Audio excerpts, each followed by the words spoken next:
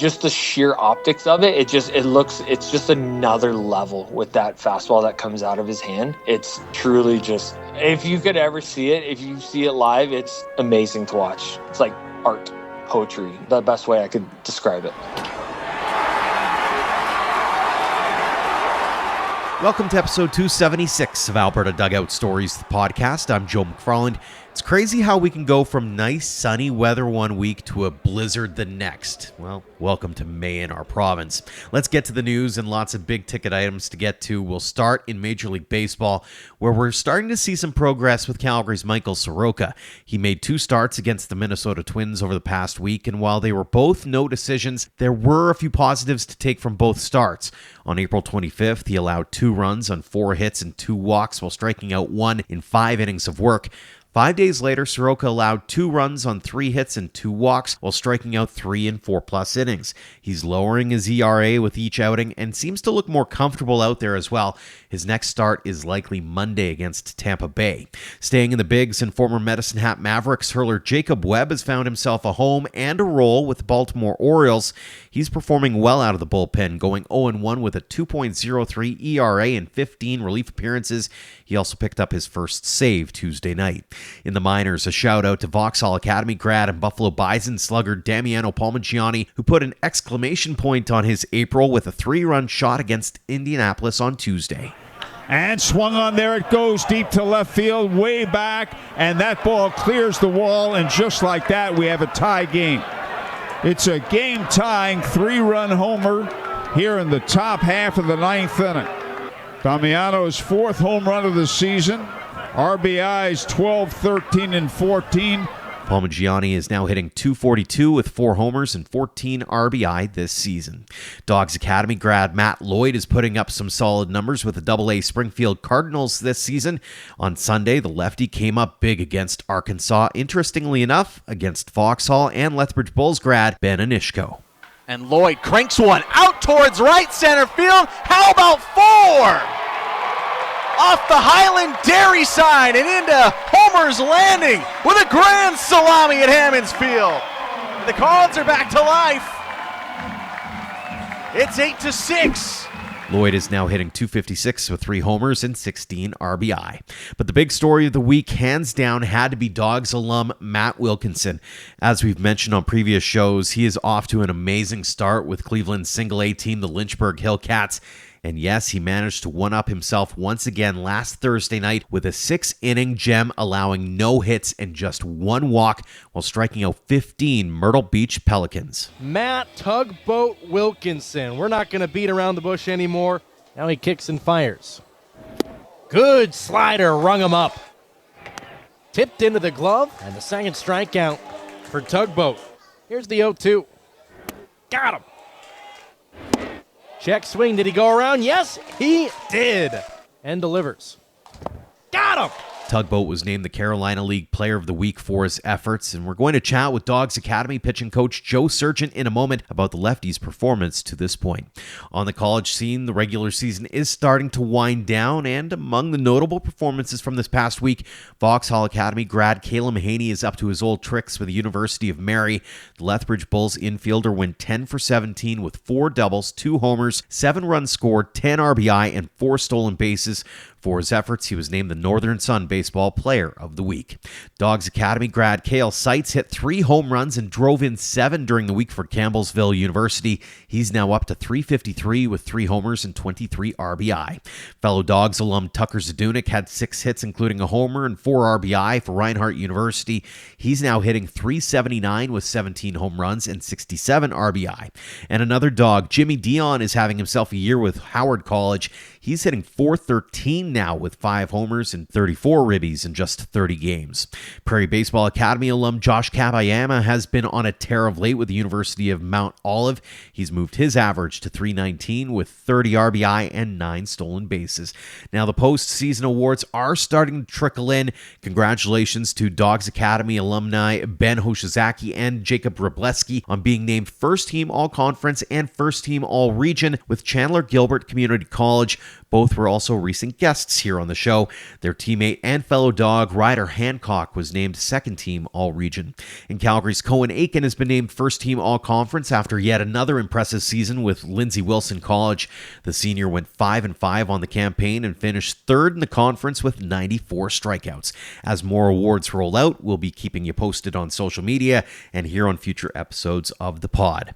Over to the CCBC now, and it's been a busy one because not only did teams play last weekend and then they played a midweek series and now they're getting ready for another weekend tilt, they've also had to deal with coordinating schedule changes and venue changes thanks to this blast from Old Man Winter. By the time you hear this, the standings and results will likely have changed, so I won't go through the numbers. But what I will say is that it's turning into a bit of a dogfight, especially in the middle of the pack, as all three of Alberta's teams are hovering around the 500 mark right now, and a good series or a bad series here or there seems to be swaying things quite dramatically. We will keep an eye on things over the next week or so and have more CCBC guests coming up next week, and of course heading into May long weekend, which is when the CCBC championships are slated for Lethbridge. One more note, and that comes from Jays Care Foundation. They've announced their 2024 Field of Dreams grant recipients, and one project in Alberta will be getting some funding. Congratulations to Bow Ridge Little League in Calgary, as they've been working on some fundraising for a major upgrade project at the Tuscany Springs Diamonds. We'll be looking to do a profile story on them in the weeks ahead. On to this week's guests now, and it's a bit of a coach's corner of sorts. We'll have Baseball Alberta women's coach Chris James join us in a few minutes to talk about the coming year. But as mentioned, Matt Wilkinson is having himself a year with the Lynchburg Hillcats. They are the single A affiliate of the Cleveland Guardians, and Tugboat has taken the baseball world by storm. After striking out 26 batters in his first 3 starts, he took it to the next level April 25th, throwing a no-hit 6-inning gem where he struck out 15.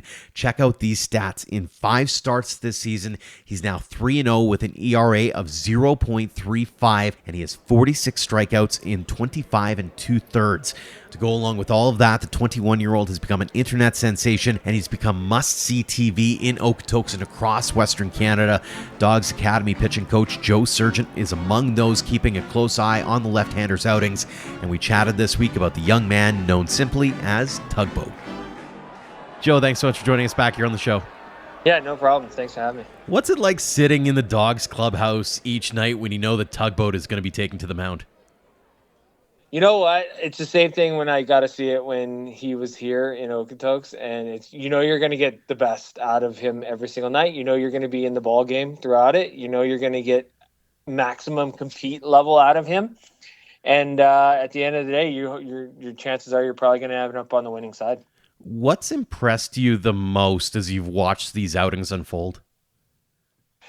I don't know if it's much about impressing, but I think it's like being him finally getting to show the world and showing all of minor league baseball what we've been seeing up here in Okotoks and in Canada since he was a 12, 13-year-old.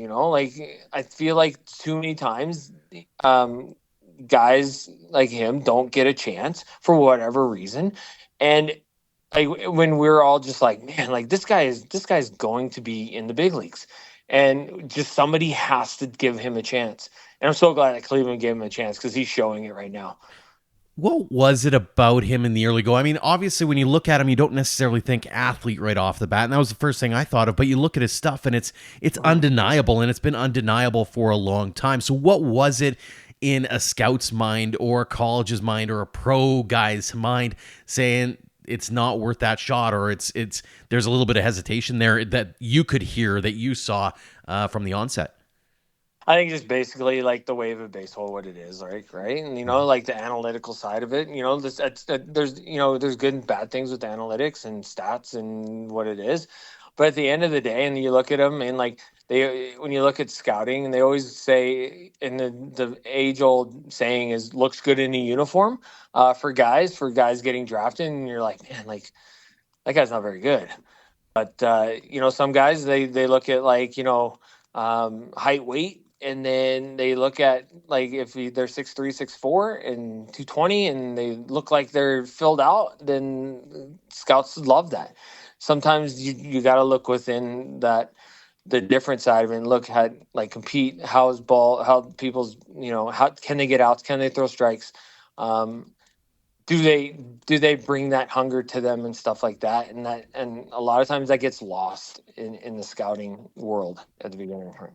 I want to go back in time a little bit because, I mean, here he is as a 12-year-old. I remember him pitching in that Little League World Series, and I think it was 15 strikeouts over 5 innings. Like, he was just absolutely dynamite. When did you first take notice of him, and what were your first thoughts? I kind of saw him, and it's kind of nice because we have Jeff Duda down there, and like Jeff was, same deal, like, right, Little League World Series, BC, kind of the same kind of story kind of going through. So we got to kind of see that story of it, and then afterwards, so seeing him already there, we kind of had a little bit of a background, but I didn't really like. They'd tell me about Tugboat and this guy Tugboat, and like I'm like, who is this guy? I don't even know who this guy is. And then Alejandro Cazorla, he's like, you got to take a look at this guy. So I go down and Jeff and Lou are there, and like I walk in and like Jeff and Lou are like, you got to look at this guy because they know I'm just a sucker for left-handed pitching. They're like, you got to look at this guy. This guy's the next big thing. And I was like, okay. And I played catch with them. And in the moment I played catch with them, I knew it was like, wow, this guy is completely different. And I got to coach Soroka when he was around that age too, and it was nice having him. So I could always draw on him. And as soon as I saw Matt, it was just like, man, this guy's gonna be special. So what was it that made you think that? Was it the way that the ball came out of his hand? Was it the way that it hit your mitt? What was it that made that light bulb turn on for you? I think the way the ball comes out of his hand, like it's just, we call it the invisible, and it's just, he's got a certain run and life on his ball that you don't see in regular pitchers. Whereas just like there's just another gear that comes out of his hand. Like it almost looks like the ball goes up and like in a rise, like a rise ball in fast pitch. But in physics, they obviously can't do that. But it just, the sheer optics of it, it's just another level with that fastball that comes out of his hand. And it's truly just, if you could ever see it, if you see it live, it's amazing to watch. It's like art, poetry. That's the best way I could describe it. Well, and it's one of those things that, as I've talked to different guys about it, they mention the fastball, and it's not like the numbers are eye-popping. They'll look at it and say, okay, that's 89, 90, 91. But hitters will tell you it looks 95, 96, 97. How does Matt able to do that? Have you been able to kind of figure that part out yet? Sometimes, it's just God-given. It's just kind of like a new, not so much new, but like it's a special, like that's where the separator is, right? So you can do like as much training as you can possibly do, but at the end of the day, if you can have that kind of like action on your ball, it's sometimes, like I said, I know it's like kind of a cheesy thing to say, but sometimes it's just a talent. At that point, it's just talent. So take us into him arriving in Okotoks, and you're trying to help be a coach. Are you coaching him? Like, is there much in the way of coaching that you're able to provide for somebody who's got that kind of talent? Or is it more of a, let's just nurture what you got and try to bring the most out of that? I think it's the second part. I think just nurturing and getting the most out of what he can do. Like, and he got to play for Jeff for, 3-4 years coming in the academy. And so, he was able to bring that high level experience and professional experience. And then you had Lou, who's a World Series guy and played 20 plus years, throughout professional baseball. And, he's got him, and then he's got me, like at the back end with the college team, like being able to be like, okay, now you're facing college hitters. This is the next step and stuff like that. So he had all this high level of like extra nurture of like, this is what you're going to see at the next level. This is how you prepare for yourself at the next level. So to be able to get him to that level, because we already knew he had the physical tools and stuff like that, just taking him to the next level. And I got to give kudos to like Jeff and Lou of what they did there. Like, because like definitely we got to reap the rewards of that on the college team. Those 3 championships we've had with him and stuff like that. And now he's doing it in Cleveland. One of the things that I've remember, or what I have always heard is like, you got to be businesslike. For example, when you're on the mound, you got to be stone faced. And yet one of my biggest standout memories of Tug was the 2022 WCBL championship, those last couple of innings where he shuts the door on Moose Jaw. And it wasn't the performance itself. It wasn't the pitches that stood out to me. It was, he's not afraid to show the emotion side as well. Like, he's out there yelling and screaming and showing the happiness and the agony and every bit of that. Did you ever try to stop him from doing that? Trying to get him to be a little bit more, I'll call it business-like? No, never. I like his compete level is off the charts in that situation. And I think just in those situations, when it gets to playoffs, and you'll see it in the majors and you see it in any sport, right? When you get to the playoffs and the finals and you're so close to achieving that goal and that dream that you have, that the emotions are going to come out. And that I feel like that's totally acceptable. As long as you're not showing up the other teams and stuff like that. You're it's not so much it's for him personally being like, yeah, I'm better than you. It's more like he's like, yes, we're so close to this. He keeps, and so that ability to show his emotion in those moments. And you don't really see it much out of him because he kind of keeps it close to the vest in that situation. But I mean, like I said, like, you're so close to getting that goal, the emotion sometimes comes out, and like that's what I love, knowing that it's in there, and like he wants the world to say, no, this is my compete. Look at everybody, look at scouts, look at teams. This is what I can do for you if you give me the opportunity. Does anyone like to strike out batters more than Matt Wilkinson? I don't think so. It's a funny thing because like we won it in 2022 and he closed it out, and Moose Jaw was a great team that year, just a phenomenal team that year. And I'm working with Lombard, our catcher, and we're like, okay, throw this to this guy and this to this guy. And as every time Lumbie would call something, and Matt would just shake it off, and he would just go, fastball down the middle. And that was like literally the last two innings of that. And that's where there's just that oozing confidence that he has. It was just like, this game's over. It's his. Like, he was going fastball down the middle, challenging you and going with it. He's like, and he's ready to strike you out. He was in full on attack mode. It is probably one of my favorite stories I've had. Talking to Lumbie about that, because like I said, we were trying to figure out like these great Moose Jaw hitters out, and he was just like, nope, fastball down the middle. And we're like, okay. And then it was happening. So on that point, do you foresee a moment where he's going to have to add to his repertoire? Is there a moment, or is he already starting to do that you're noticing, where he's going to mix in that change or that curve or whatever he's got down his sleeve? I think he's already doing it. I think his off speed is already there. It just, as he moves up through the system, he's going to use it probably a little bit more, just because the hitters are a little bit better at every level. But it's there. Like I think there as a high school and a college guy, he was able to just kind of throw a fastball because he didn't really need those two pitches, even though they're there. Mm-hmm. And now that he is able to throw those pitches, that's why you're seeing 15 Ks in 6 innings and all these video game like numbers that the world is saying, like, oh my God, who is this guy? And meanwhile we're here in Okotoks being like, yeah, we've seen this since 12 years old. You're welcome. Mm-hmm. So it's funny too. You mentioned the physical side of it and the mental side of it, and he's obviously got that dog in him. Talk a bit about his mindset going into it. Is he I'll call it a student of the game? Is he a guy who brings in information, or is he a guy that's just like, I'm out to prove everybody wrong, and this is how I'm going to do it?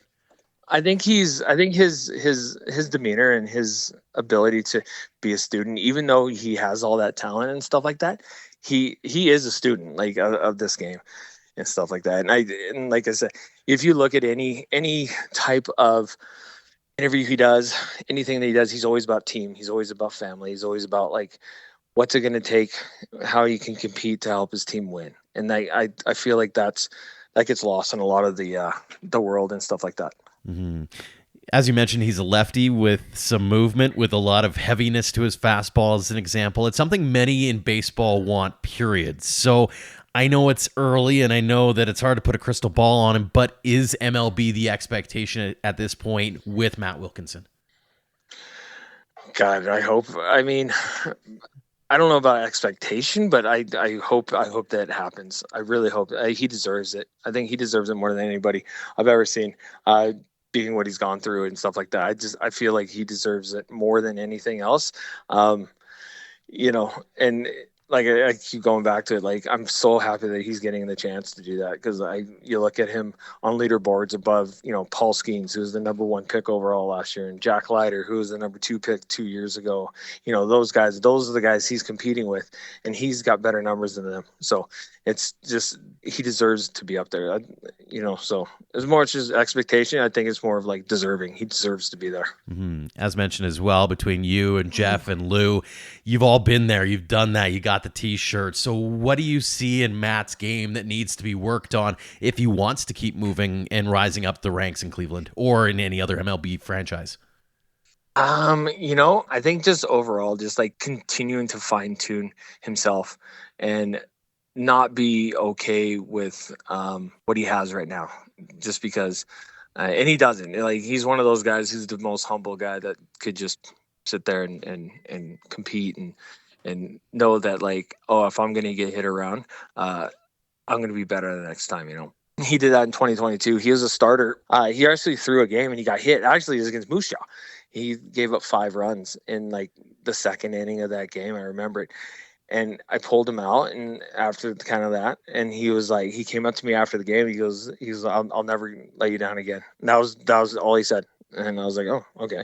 Like, I didn't really think anything of it at that time. And he went on to like do what he did, and he became our closer and set strikeout records and help us to that championship that year. And then he started the first game. Even like last year, there's no intention for him to be on our team and stuff like that. And he was all preparing for the draft. And one thing he just did, and he talked to Lou, and Lou goes, hey, what do you think about starting opening night? And he goes, I'd love to. And he just went out there and just started opening night. And we're like, hey, we want to go 1 inning, 2 innings? He goes, no, I'll go 5. And he just went out and went 5 and just did it. So just one of those guys that just wants to be out on the field and up on the bump. Walk us through maybe a lesson learned that can be learned for those young kids when they're looking up to Matt, especially those young academy kids that you've got going on in Okotoks. What are you telling them about Tugboat and what he's gone through? You've mentioned some of the things that he's gone through over the course of his career. What are you telling them to kind of take away from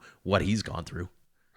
I think he's humble. I think he's the most humble guy you'll ever meet. Like, he's not going to be a rah-rah guy. He's not going to talk about himself and stuff like that. He's going to go about his business like the right way. He's very much like a leader in that sense, where he doesn't have to talk when you need to get up. You see it a lot in high school and stuff like that. You always see the guy who's supposed to be the leader, like yelling at his teammates and stuff like that. Matt didn't really do that. He just kind of like, he goes about his business, like shows it on the field. But you knew when he spoke up in that moment, you knew people needed to listen. And, I think that the way he handles that with his humbleness and humility and stuff like that is a point that all athletes need to make, even though, like, the game's changed to where, like, you want to bring in the fun and all that stuff, and still needs to be fun and with that game and stuff. But at the end of the day, like, the leaders like him and stuff like that, they set apart from everybody else. Mm-hmm. Final question for you on this before we let you go back to teaching some classes here. How fun is it going to be over the next little while? A lot of people have to remind themselves that Tug's only 21. The world's his oyster at this point. So how much fun are you going to have watching him and his development over the next few years here? Oh my God, I get excited every day, every 5th day. I can't wait for him to start every single day, like watching him develop and stuff like that.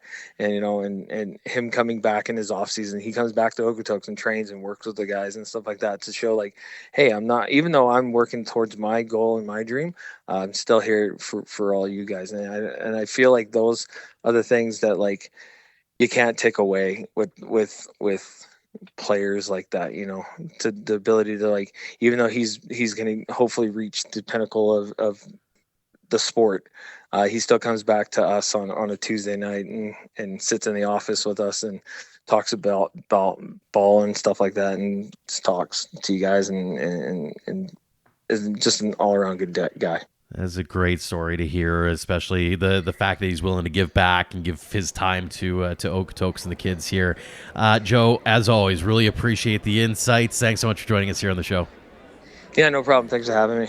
And our second guest this week is Baseball Alberta Women's Technical Coordinator and longtime coach Chris James. It's been a busy offseason for his staff as they try to get things ready for the coming year. That includes several ID camps in recent weeks to figure out who might be able to represent this province at the 14U, 16U, and Open National Championships later this summer. Alberta is coming off a great 2023, which featured a gold medal and 2 bronze medals in those tournaments, so the bar has been set high. But James not only believes it's attainable, but the future is also much brighter for the girls' game here in our province. Chris, thanks so much for joining us here on the show. Joe, pleasure to be back. You've been a busy traveler the last couple of weeks, especially getting to look at the talent across this province at open ID camps, but it's been a busy winter as well for you as you've been visiting community associations and that kind of thing. What has been your main takeaway, or some of those main takeaways that you've had as you've traveled from border to border to border to border over the last few months? You know, it's funny because part of our mandate with the female program is obviously to start to work towards potential of all girls leagues. And I got to tell you, in 20 years, we've never been closer. There's everywhere I go for outreach, we call them outreach female camps, the numbers are bursting at the seams. From Okotoks to Fort McMurray, now they're just slowly getting the logistics part of it, and it is bursting at the seams. Barb Northcott, kudos to her. She's done such a good job really pushing this Alberta Girls League. And I think in the next few years you'll be hearing how there's multiple teams at different levels and full-blown schedules. So my takeaway, it's amazing how many young female athletes, players are coming into these communities and slowly now starting to get the push and the confidence required to take next steps, and that just bodes well for female baseball in this province. This might be a little bit like picking favorite kids for you, but is there an area of this province that's been doing exceptionally well on this front, to maybe taking a bit of a leadership role and showing some of the other community associations that, hey, this isn't as arduous as you might think, and this might actually be a really good thing to build upon?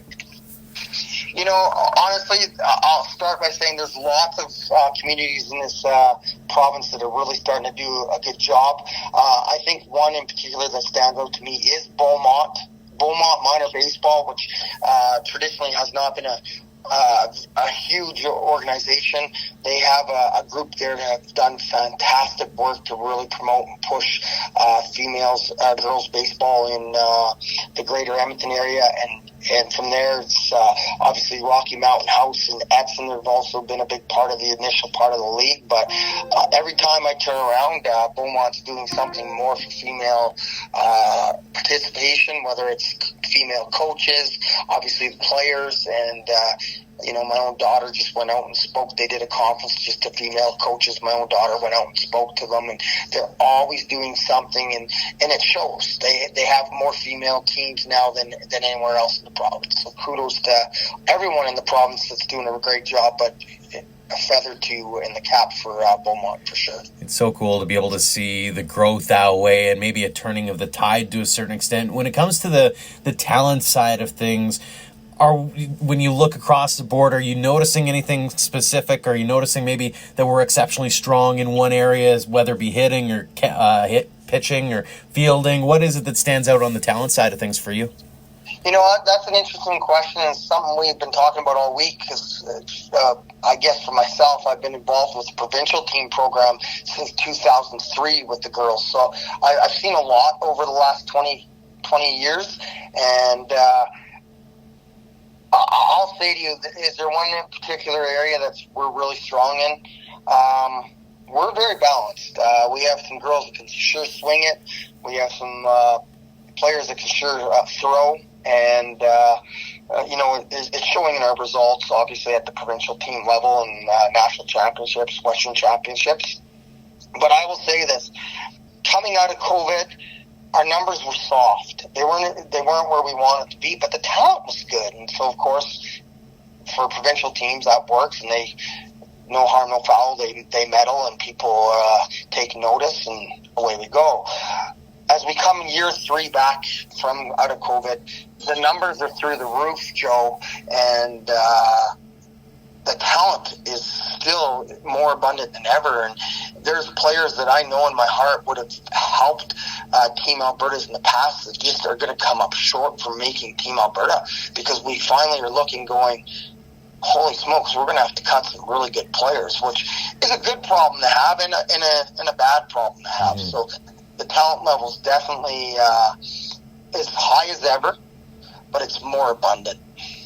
It's interesting because we came out of an era with the Nicole Lachanskys and the Kelsey Lawlers and the Tara Slakoniches, and like there were those bread and butter players that were part of the team year after year after year, and there was this youth movement, to I'll call it that, to a certain extent, where once those players left the program, you have a bunch of players who've only been with you for 2-3 years, but they're really doing quite well already. Are you surprised at all at how that youth movement hasn't been like a full rebuild where you've struggled for a couple of years? Like it's actually kind of continued that tradition of success to a certain extent. Yeah, that's, I never looked at it that way, but obviously some of those players that you mentioned, I was very fortunate to work with when they were 12 and 13 years old, all the way up until they've graduated the programs. I spent a lot of my focus at the 14 and the 16U, more of the grassroots part of it, because I truly believe the Open really takes care of itself. But as I went and did the Open ID camps this year, I was kind of taken back how young our girls were. I'm like, well, holy smokes. I think the rebuild, as you would say, when you have really strong 14 and 16 programs, the rebuild's not that difficult, because obviously we're competitive and medaling at those, so they're ready to graduate into the next level, and maybe lacking a little bit of experience, they catch up after a year of being there. So we've been really fortunate that the program is fed into the Women's Open, and honestly, like the 21U is an event that we strategically have chose not to participate in, just for certain restraints and certain philosophies on the program. But with what we have now, we're I think next year you're going to see Alberta participate in that program for the first time, and those same ladies will go on to play in the Women's Open. Just because you're right, we're very young, and we're very fortunate. We, like I say, talent is very high in the female program in this province. It can always use an abundance, and I'll tell you right now, with where the 16U group is this year, as they graduate, like there's another run of Alberta athletes that I'm very high on that are going to be national team caliber players. So Women's Open's only going to get stronger and stronger over the next couple of years. Well, and that's probably easy to say, or let me rephrase that. It's probably easy to look into the crystal ball too when you think about how well the 14U and 16U teams performed this last year. When you think about nationals and the 14U winning gold, 16U winning bronze, I mean, how excited are you to see those younger age groups have success? Because you know that they're going to be part of the core for future teams down the road, and not for a year or two, but for the foreseeable future. Well, of course, when the portfolio of women's technical director is mine, it sure makes my job easier when the athletes really are very strong, and like anybody could do what I'm doing and have success with this group. Like, kudos to the players, to the associations that are helping develop these players, and I'm just a fortunate one that's been blessed that I get to work with them all. Kudos to this province. The reality is our province over the last 20 years is getting so much more complete, male and female, at development, and it again, it shows in the female program. And Joe, I'm not a stickler, but I'll tell you, it's 2 years in a row that the 14U won gold, and the 16U went silver, bronze. So, like, you're right. Like, the reality is hence one of the reasons I'm saying it's time to start participating in the 21U. Our numbers are warranting it. We have some really good athletes that aren't going to be able to play on a women's open team. They're in a transition to get there, and we have to keep things going for them. So the high performance in this province for girls programming is definitely in really, really, really good hands. I'm fortunate enough to see most of these females, and they love the game. So Alberta and the girls program is in a really good place. And, you know, part of our mandate unfortunately going into COVID and coming out, has been the grassroots. And it is slowly taking shape and form with like a hard work of obviously Barb and Baseball Alberta in particular's board, because they're really supporting the initiatives for us to get out and do outreach camps and really anytime I can go into a place, whether it's Okotoks, Fort McMurray, wherever, and I can take former players or female players that it's just amazing how the girls really start to really fall in love with our game and stay in it. And next thing you know, hence it's taking shape. And the good news is Barb's forcing us to always get better and better. So, well, and I mean, you segued really well into my natural follow-up question on that, is how key is it to have, you know, whether I know you're coaching with Taras Lakonich this year for the 16U team, but to have those alumni, to have those voices and be those, I'll call it the inspirations for those young girls who are, you know, 6, 7, 8, 9, 10, to say, hey, you can be this one day. The whole you can see it, you can be it mentality is right in front of their eyes. Even as we were talking off air, you being able to bring your daughter along for the ride is pretty cool, to be able to give some insights into what the girls' game's all about. Yeah, you know, it's funny because I'm getting old now, and you know, I always thought to myself, well, first and foremost, one of my strengths is I've been able to build really good relationships with my players, and again, hence I'm able to reach out to Tara and say, okay, motherhood aside now, are you able to come back and coach again? And of course, she's never been away from the game, but having her come back out, when I'm talking to the athletes, and now I can say, our pitching coach this year is Tara Sakonovich, and here's her story, I'm irrelevant. And I think one of the biggest changes in the last probably 6 or 7 years have been that, I guess, our graduated players or our high performance players are giving back. They're learning to become coaches as we speak, and fortunately they have some experienced coaches around them to really help.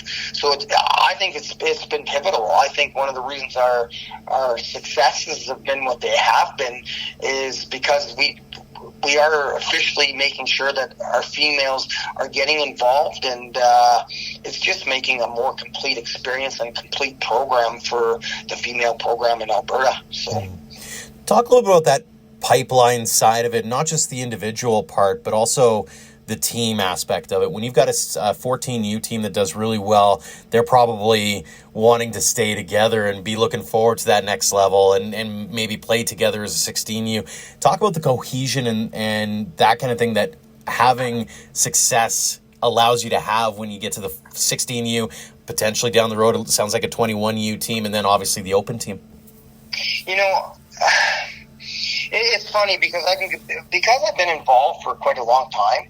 I can go back to my 06 group, and I know that's a long time ago now. And when they won their first national championship, that's the same group that won a national championship for the most part in 2014. And ironically, everyone asked me, what's the most talented team you've ever coached? And everyone would think, oh, you're going to say that group. Well, no. What made that group even more special was how close those young ladies are today. And I can remember going to one of their, Tara in particular's wedding. And almost the entire group of girls was at that wedding. And I assure you, it was like almost 20 years later from when they first played together. And ironically, the 14U groups that have just been successful the last few years, they've really bonded, and for the first time, I'm starting to see that natural bond between the team. And yeah, unfortunately, you might see a few of them come up short for Team Alberta as they move through the program. But again, it's no coincidence that we're having success at the 14U and 16U, and those players are all becoming extremely close. Mm-hmm. Looking on a personal level, I suppose, obviously, as you mentioned, you've been a part of the game for quite a while now, and you're going to be the coach of the 16U team again this year. What's it mean to you to be able to keep wearing that A on the hat and the Alberta across the chest? You know, it's funny because I'm often asked, like, why? And truthfully, like everyone, it's cool just to be able to work with a group of athletes that really want to get better and really want to accomplish something. So we fostered that in the program. And you know, I'm thankful that the province's Baseball Alberta in particular has kept me around. And, you know, it's the same reason that some of us fight so hard to work with the programs and go. So anytime we can, I think anyone, and, you know, going back to when I was on the Canada Summer Games in 2017 with Dwayne Lawler and Harold, the reality is getting everybody to buy in that we're Alberta first, let's go.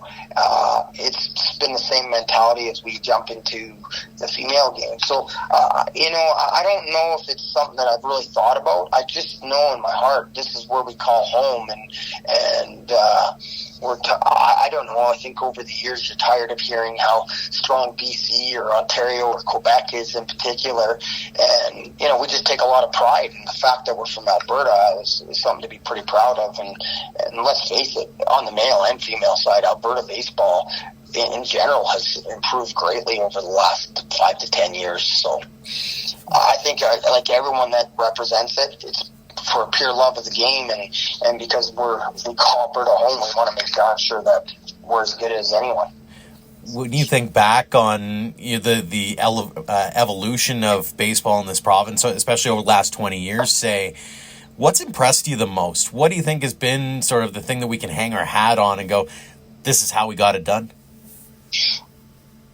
Development. I look today compared to 20 years ago, and I see the amount of people that are coaching and getting involved, and whether it's academy-based or just your local community-based, it just seems that the coaching is so much better. I think what makes me most proud to see a lot of the younger coaches is it's cool. Whether they're making a bit of money doing it or not, the fact is so many more people are giving back to our game. And the evolution and why Alberta continues to get, I think, stronger and stronger is because there's more and more really strong baseball people getting involved in youth sport. And that's the reality is it's no longer when we go to a game and you're coaching and you know going in there that you're probably going to get a 2 or 3 run bump just because you're going to be able to out-coach everybody. Well, the reality is everyone's, like, I'm just from experience, I'm telling you, everyone's now got very, very good coaching. It's improved immensely over the last 20 years. And kudos to even our coach development programs. I'm not sure if that's why or if it's just because kids are actually giving back now that are finished playing college or pro ball or whatever, but that's the biggest thing I noticed is the development all around. Like just going and watching a ball game now, you can just tell that they know how to play the game. Whereas 20 years ago, there's kids that are extremely talented, but you can just tell they weren't taught the game like they are today. Mm-hmm.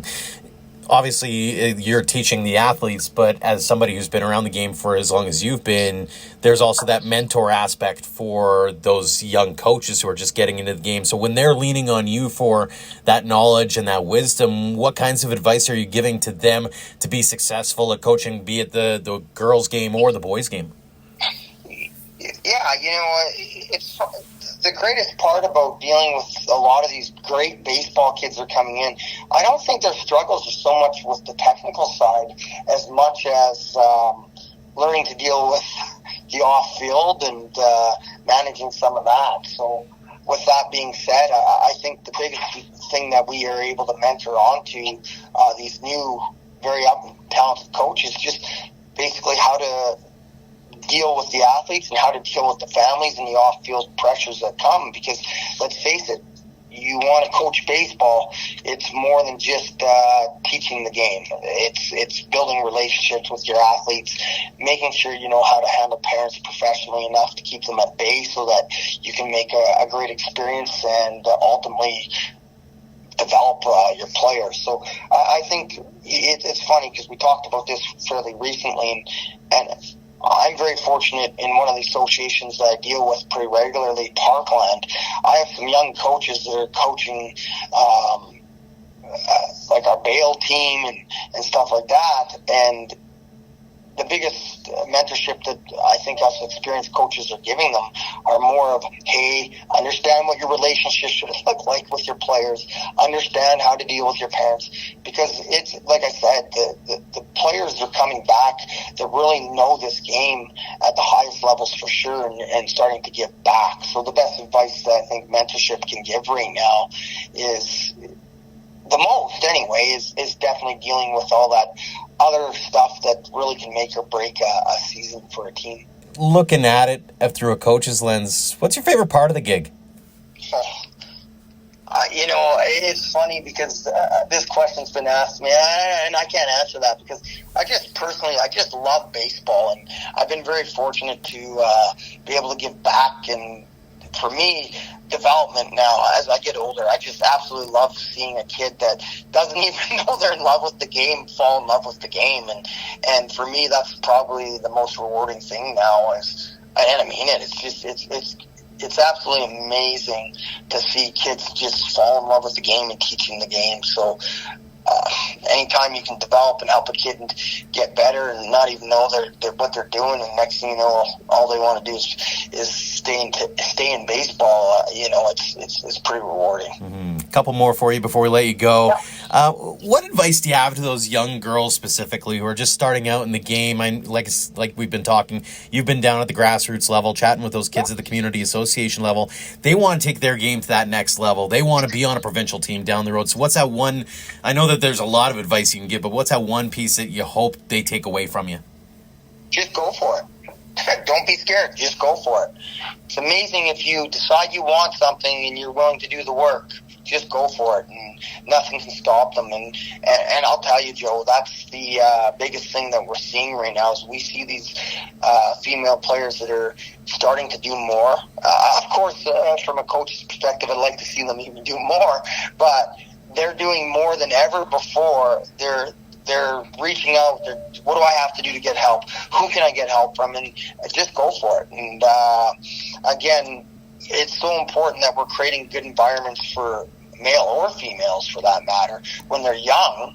And when you do that, then they get that love for the game. And now when they see a Tara, Sydney Moore, Madison Willen, anywhere, the bottom line is they just they look up to them, and how can I be here? Just go for it. And I'm seeing it more and more. I'm seeing the numbers are up for the ID camps throughout the province, and as much as we always say communication, we got to keep getting the word out, make sure everybody knows about it. That's part of it. Well, when the girls are now going looking for it too, it's a heck of a lot easier to get that information out. And so if something gets caught in somebody's email and a certain group doesn't hear about it soon enough, well, it's funny because someone from that area has already been looking, and hey, ID camps are coming up. So I'm seeing it.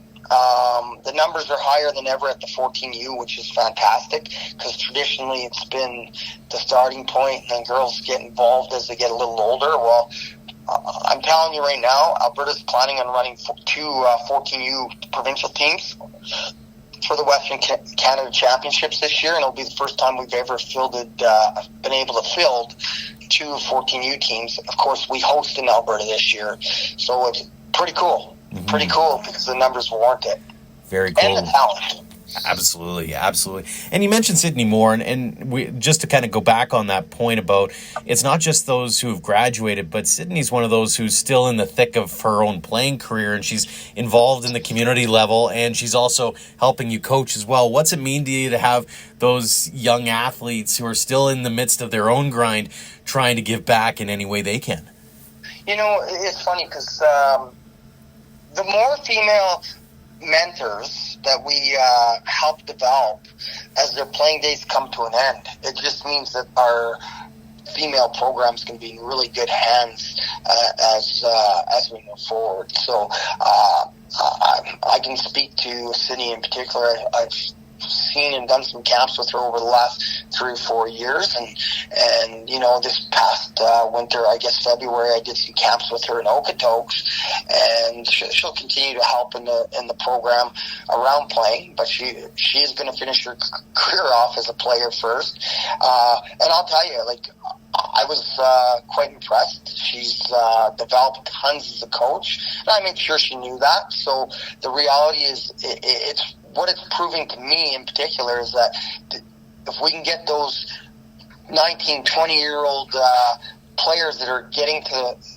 a certain point at a crossroads in their own playing careers, involved in the programming as a mentor, as a coach, coming out and just helping even at camps, it starts to develop them, and as their playing careers wind down, they still have a place in the game, and in turn that's just going to make darn sure that more and more females continue to play this game and realize there's something there for them. So kudos to her. She's really worked hard to continue to get better as a coach. Mm-hmm. Final question for you, Chris. It's the one we ask everybody here on the show. What does the game of baseball mean to you?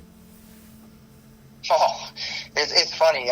The game of baseball has been so much, it's shaped so much in my life, my kids' life, and obviously the reality is, like I say, we just love baseball, period. So it's definitely up there in the order of the most important things in my life. So there you go. Well, that's fantastic stuff, and really appreciate being able to dive deep into the girls and women's game here in this province, because only big things ahead, I think. So, Chris, really appreciate the time. Congrats on the success to this point, continued success in 2024 and beyond. And again, thanks so much for joining us here on the show. Joe, thank you very much. We really appreciate your support with the girls program as well. Thanks again to Joe Sergent and Chris James for joining us this week, and thanks to all of you for downloading and listening. If you like this or any other episode, make sure to leave us a rating and review on your app of choice, and make sure to hit subscribe so you don't miss any future episodes. We've already started team previews for the upcoming Western Canadian Baseball League season up on our website, and we are setting the wheels in motion for a WCBL season preview extravaganza here on the show. Stay tuned for details on that to come soon. A tip of the cap, as always, to our platinum supporters, the Okotoks Dogs, for all they do for us and for baseball in Alberta. Their support allows us to cover costs like web hosting fees and online newspaper subscriptions. If you'd like to join our roster of teammates, head to albertadugoutstories.com/supporters. Until next time, thank you for all of your support online, on social, and on air of Alberta Dugout Stories.